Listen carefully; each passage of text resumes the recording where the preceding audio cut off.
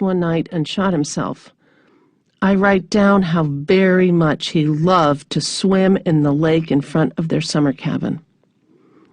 I understand why you think that what I do is depressing, but compared to front-page news, most obituaries are downright inspirational.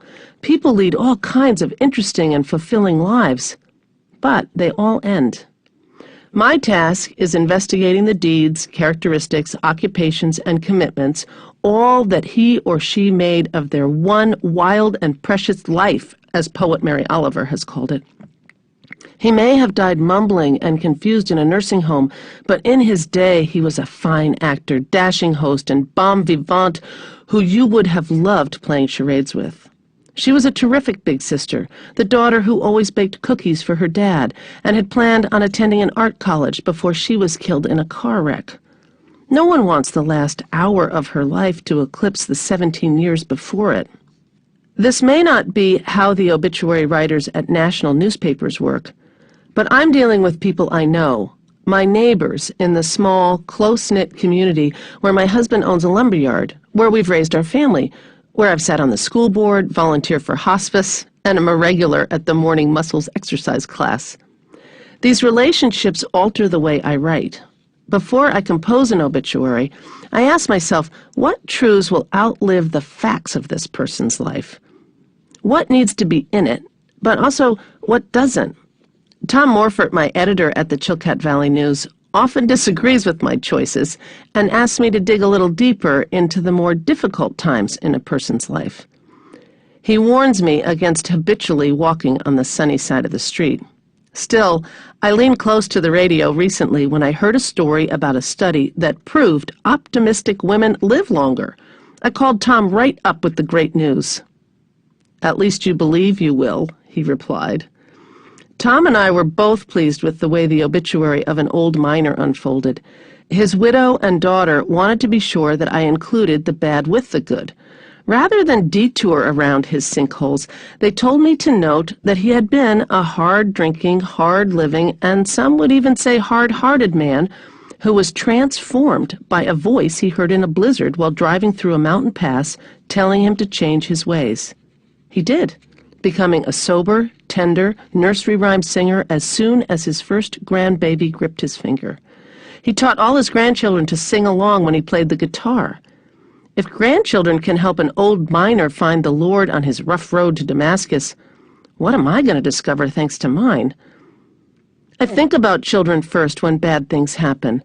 How can we reaffirm that there's so much to applaud, even if they see nothing worthy of an ovation?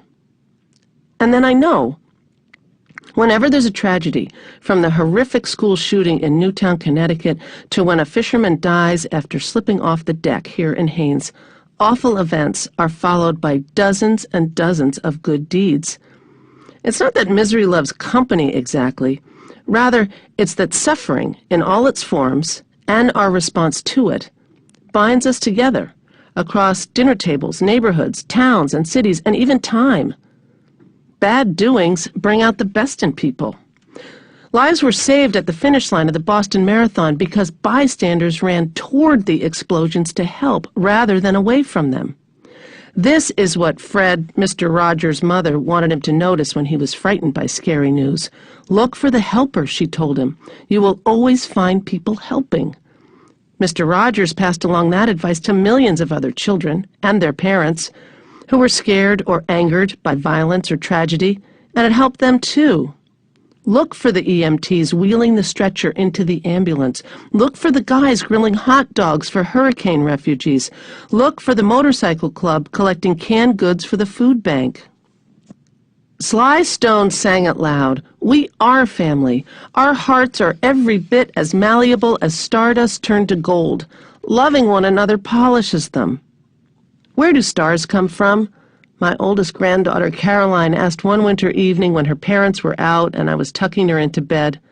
I told her, and she wondered why we only see them when the sun goes down. Darkness makes light visible, I explained, echoing Emerson. I didn't say that I imagine stars represent the people who used to live with us and aren't here anymore, and how perfect it is that they... A Game of Thrones, Book 1, of A Song of Ice and Fire, by George R. Martin, read by Roy Dotrice. Prologue. "We should start back," Garrett urged, as the woods began to grow dark around them. "The wildlings are dead." "Do the dead frighten you?" Sir Waymar Royce asked, with just the hint of a smile. Garrett did not rise to the bait. He was an old man, past 50, and he had seen the lordlings come and go. "Dead is dead," he said. "We have no business with the dead." "Are they dead?" Royce asked softly. "What proof have we?" "Will show them," Garrett said, "and if he says they're dead, that's proof enough for me." Will had known they would drag him into the quarrel sooner or later. He wished it had been later rather than sooner. "My mother told me that dead men sing no songs," he put in. "My wet nurse said